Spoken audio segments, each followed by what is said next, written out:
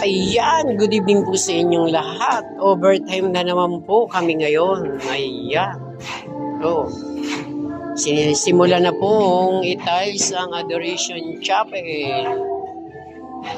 Ayan. Tingnan natin ha. Naka-layout na. Wala na naman simento.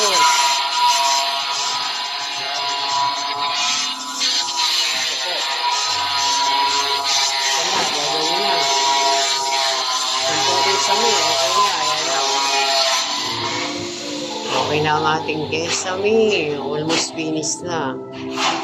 Yan. Kaya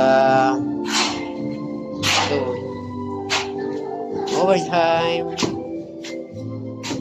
Overtime na naman. Overtime.